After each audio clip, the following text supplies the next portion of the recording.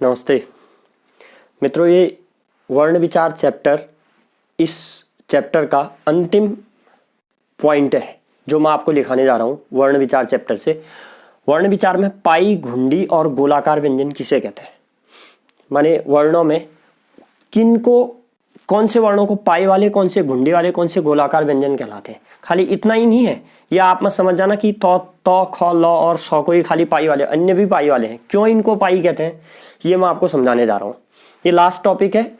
आप अगर इस चैप्टर को पूरा अच्छी तरह पढ़ना चाहते हैं तो इससे पहले के सारे वीडियो क्रम से देखकर लिख लें तो आपको क्लियर हो जाएगा। और हाँ, हमारे चैनल को सब्सक्राइब करना मत भूलिए, क्योंकि हम जितने भी वीडियो आप डालेंगे आपको तुरंत नोटिफिकेशन के रूप में मिल जाएंगे। इसलिए आप अवश्य सब्सक्राइब कीजिए और शेयर भी कीजिए। जो बच्चे पढ़ने वाले हैं उन बच्चों के पास पक्का शेयर कीजिए ताकि उनको मटेरियल मिल पाए पढ़ने के लिए। ठीक है, अब देखिए पाई वाले व्यंजन किसे कहते हैं। आप हेडिंग डाल दिए पाई, घुंडी और गोलाकार व्यंजन। पहली हेडिंग पाई वाले व्यंजन, आप ये हेडिंग डाल दीजिए पाई वाले व्यंजन। हेडिंग डालिए पाई वाले व्यंजन किसे कहते हैं। पाई वाले व्यंजन देखिए, इन वर्णों में ना, आपको यहां देखिए, इन वर्णों में अंत में ये खड़ी रेखा दिख रही है आपको एक, ये ख में भी एक खड़ी रेखा आपकी ये है, लौ में भी एक खड़ी रेखा ये है, सौ में भी एक खड़ी रेखा ये है। खड़ी रेखा अंत में दिख रही है ना। जैसे मैं गौ लिखता हूं, गौ लिखूंगा तो एक अंत में ये खड़ी रेखा होगी। ये जो अंत में खड़ी रेखा है ना, वो खड़ी रेखा वाले व्यंजनों को पाई वाला व्यंजन कहा जाता है। जिन व्यंजनों के अंत में खड़ी रेखा हो, अंत में कह रहा हूं, हाँ, क के बीच में है खड़ी रेखा, अंत में नहीं है। फ के भी बीच में है, अंत में नहीं है खड़ी रेखा।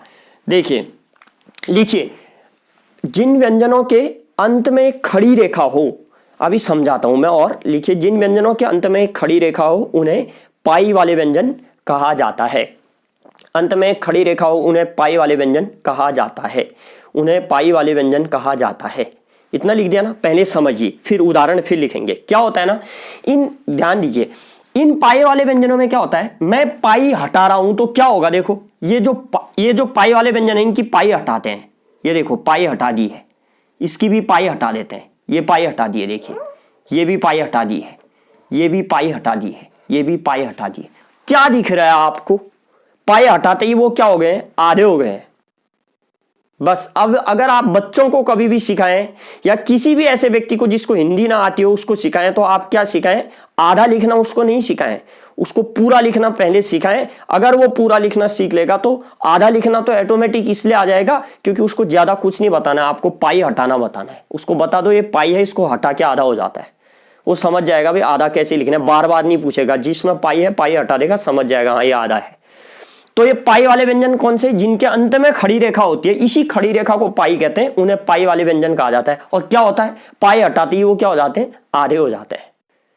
पाई हटाते ही वो क्या हो जाते हैं, आधे। इसलिए लिख दो, इन व्यंजनों के पाई हटाते ही, इन व्यंजनों से पाई हटाते ही ये आधे अर्थात स्वर रहित हो जाते हैं। आधे अर्थात स्वर रहित, स्वर नहीं रहता फिर इनमें, वो हम पहले वाले वीडियो में पढ़ा चुके हैं। आधे अर्थात स्वर रहित हो जाते हैं। आधे अर्थात स्वर रहित हो जाते हैं, माने पाई हटाते ही वो क्या हो जाते हैं, आधे। इनको पाई वाला व्यंजन कहा जाता है। समझ गए ना। अब पाई वाले व्यंजनों के लिए मानक हिंदी में क्या प्रयोग हुआ है, इसको समझिए। मानक हिंदी में पाई वाले व्यंजनों के लिए एक प्रयोग हुआ है मानक हिंदी में। क्या कि आप जैसे ना, जैसे आप दिल्ली लिखते हैं, दिल्ली लिखते हैं, ऐसे आप लिखते हैं, ये सही रूप है। और आप लिखते भी ऐसे हैं। अगर आप ऐसे लिखते हैं दिल्ली, ये भी सही है, गलत नहीं है। लॉ हलंत कर दिया आपने ना, ये आधा लॉ है, ये भी आधा लॉ है, ये भी सही है, ये भी, लेकिन ये सही है, ये भी सही है, लेकिन ये मानक हिंदी में इसको सही क्यों माना गया है, आगे को मैं मानक हिंदी पढ़ाऊंगा तब चर्चा करूंगा। आगे को एक टॉपिक आएगा देवनागरी लिपि का मानकीकरण, हिंदी का मानकीकरण, वहां पर मैं इसको समझाऊंगा, इस वीडियो में नहीं। ठीक हो गया।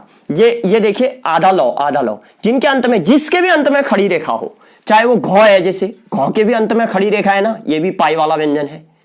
चाहे चौ है, चौ के अंत में भी खड़ी रेखा है, मिटा दीजिए इसको, ये देखिए पाई हटाते ही वो आधा रह गया, पाई वाले व्यंजन। अब आते हैं घुंडी वाले व्यंजन। हेडिंग लिखे घुंडी वाले व्यंजन। घुंडी वाले व्यंजन देखिए, क और अच्छा पहले इसको समझिए, पहले यहां देखिए क्यों इनको घुंडी वाला व्यंजन कहा जाता है। देखिए इनको आधा लिखने के लिए क्या करेंगे, उनको आधा लिखने के लिए तो पाई हटा देते हैं, इनको आधा लिखने के लिए क्या किया जाए, इनको आधा लिखने का एक तरीका है, इनको आधा लिखने का एक तरीका है। क्या, इनको आधा लिखने के लिए ये घुंडी वाले व्यंजन है, इनकी घुंडी मिटा देते हैं। घुंडी क्या है, एक कौ में नीचे को झुका हुआ भाग घुंडी है। देखो मैं नीचे को झुका हुआ भाग मिटा रहा हूं, ये देखिए फौ में भी नीचे को झुका है वो मिटा, हो गए ना आधे। देखिए कौ का नीचे झुका हुआ भाग मिटा दिया, जो नीचे को झुका हुआ भाग था उसी को घुंडी कहते हैं। फौ में भी नीचे को झुका हुआ जो भाग था वो मिटा दिया, वही घुंडी मिटा दी। इसलिए लिख दीजिए घुंडी वाले व्यंजन, कौ तथा फौ घुंडी वाले व्यंजन है, कौ तथा फौ घुंडी वाले व्यंजन है, कौ तथा फौ घुंडी वाले व्यंजन है। निम्नलिखित में से पाई वाले व्यंजन छांटिए, निम्नलिखित में से घुंडी वाले व्यंजन छांटिए। ऐसे क्वेश्चन आते हैं इसमें से, निम्नलिखित में से कौन सा व्यंजन पाई वाला व्यंजन कहलाता है, या पाई वाला व्यंजन किसे कहते हैं, या घुंडी वाला व्यंजन कौन सा है। तो जिन कौ तथा फौ को घुंडी वाले व्यंजन कहते हैं। इन्हें आधा लिखने के लिए इनकी घुंडी मिटा दी जाती है, इन्हें आधा लिखने के लिए इनकी घुंडी मिटा दी जाती है, घुंडी मिटा दी जाती है। अब आप ऐसे आधा भी लिख दीजिए, ठीक है। आपने पाई वाले व्यंजनों के उदाहरण लिख दिए होंगे, अब घुंडी वाले व्यंजन हो गए। अब देखिए गोलाकार व्यंजन, हेडिंग डालिए गोलाकार व्यंजन। किसे गोलाकार व्यंजन कहते हैं, गोलाकार व्यंजन इनको कहते हैं इसलिए नहीं, देखिए इनमें क्या आपको इनमें तो अंत में खड़ी पाई दिख रही थी, जैसे तौ में पाई है, खौ में भी पाई है, लौ में भी पाई है। इनमें तो अंत में खड़ी एक पाई दिख रही है आपको, तौ में देखिए खड़ी एक रेखा दिख रही है, इनमें बीच में दिख रही है खड़ी रेखा। देखिए मैं कौ को पूरा करता हूं, ये कौ ये फौ, इनके बीच में देखो एक खड़ी रेखा है, बीच में खड़ी, बीच में मध्य पाई वाले व्यंजन भी कहलाते हैं। घुंडी वाले व्यंजनों को आप मध्य पाई वाले व्यंजन भी कह सकते हैं। मध्य पाई लिख देना आप चाहो तो यहां पर, मध्य पाई, मध्य पाई वाले व्यंजन, इनको मध्य पाई वाले, इनके बीच में पाई है, लेकिन इनमें दिख रही है आपको पाई, खड़ी रेखा दिख रही है, हाँ खड़ी रेखा मात्र इतनी दिख रही है, ये इतनी। थौ में भी देखिए इतनी, रौ में तो है नहीं, डौ में भी थोड़ी सी यहां पर है, छौ में भी थोड़ी, माने इनमें पाई अवशिष्ट इतनी ही बची है। अब इनमें पाई नहीं है, इसमें मध्य में पाई है, इसमें अंत में पाई है, इनमें पाई नहीं है। अब इनमें पाई नहीं है या इतनी अवशिष्ट मात्र है, तो इनको ये न तो घुंडी वाले व्यंजन या मध्य पाई वाले, न पाई वाले व्यंजन है, इनको गोलाकार व्यंजन की श्रेणी में रखा जाता है, इनको गोलाकार। देखिए पाई वाले व्यंजनों को आधा लिखने के लिए तो पाई मिटाओगे, घुंडी वाले व्यंजनों को घुंडी मिटाओगे, ये लो घुंडी मिटा दी, ये लो घुंडी मिटा दी आधे लिखने के लिए। इनको आधे लिखने के लिए गोलाकार व्यंजन लिख दीजिए। गोलाकार व्यंजन की परिभाषा पहले लिखिए, जिन व्यंजनों में अंत में या मध्य में पाई नहीं पाई जाती, अंत में या मध्य में पाई नहीं पाई जाती, उन्हें गोलाकार व्यंजन कहा जाता है, उन्हें गोलाकार व्यंजन कहा जाता है। अर्थात ऐसे व्यंजनों में पाई नहीं होती है, ऐसे व्यंजनों में पाई नहीं होती है। अब देखिए ये एक तो आकार में गोल आकार लिए हुए होते हैं, देखिए टॉ भी काफी आकार तक गोल लिया हुआ है, ठॉ भी, डॉ भी देखिए ऐसे गोल गोल सा घूम रहा है, छौ भी देखिए यहां पर गोल सा घूम गया है। गोलाकार लगभग गोलाकार, रॉ को छोड़कर, रॉ का अभी दूसरा एक वो है या प्रयोग है, मैं समझाऊंगा, या रॉ वर्ण का प्रयोग इससे पहले एक वीडियो बना चुका था, लेकिन इसमें एक नई चीज भी समझाऊंगा। अब देखिए इस टॉ को गोलाकार व्यंजन कहते हैं क्योंकि पाई नहीं है। इनको आधे लिखने के लिए क्या करेंगे, इनको आधे लिखने का एक ही मानक तरीका है, तरीके कई हैं, मानक तरीका, दोनों तरीके बता रहा हूं मैं, अन्य तरीके भी बता रहा हूं, मानक भी। मानक हिंदी में सही क्या है। अब टॉ को कैसे आधे लिखते हैं, देखिए मिट्टी लिख देता हूं मैं, मिट्टी। इनको आधे लिखने के लिए ना लिखो, पहले यहां देखो मिट्टी सही लिखा है ना, क्या किया है, हलंत, नीचे का क्या कर दिया हूं, हलंत, टॉ के नीचे आधा टॉ लिखने के लिए हलंत कर दिया। यह सही तरीका है, मानक तरीका है। गलत दूसरा तरीके जिसमें आप लिखते हो वो भी गलत नहीं है, लेकिन मानक नहीं है। मानक आगे को चर्चा करूंगा तो बताऊंगा, अभी पहले आप इसको समझिए, क्या और समझा रहा हूं, आप पहले इसको लिखिए। इन्हें आधा लिखने के लिए इनके नीचे हलंत लगा दिया जाता है, इन्हें आधा लिखने के लिए इनके नीचे हलंत लगा दिया जाता है, इन्हें आधा लिखने के लिए इनके नीचे हलंत लगा दिया जाता है। हलंत लगा दिया जाता है। इन्हें आधा लिखने के लिए इनके नीचे हलंत लगा दिया जाता है। अब देखिए, अब आप इसको ऐसे भी तो लिखते हो, ये भी तो सही है, ये भी सही है, ये गलत नहीं है। ये मिट्टी आप ऐसे भी लिखते हो, सही है ये, लेकिन ये सही है। लेकिन जब हिंदी का मानकीकरण 2012 में नई रिपोर्ट प्रकाशित हुई थी हिंदी मानकीकरण की, 2003 में एक कमेटी बैठी थी जिसने 2012 में अपनी रिपोर्ट दी थी। तो रिपोर्ट में उन्होंने क्या किया था, उन्होंने हिंदी के मानकीकरण की जो रिपोर्ट दी थी उसमें कहा था कि ये सही है, ये भी सही है, लेकिन उन्होंने कहा इसका प्रयोग होना चाहिए।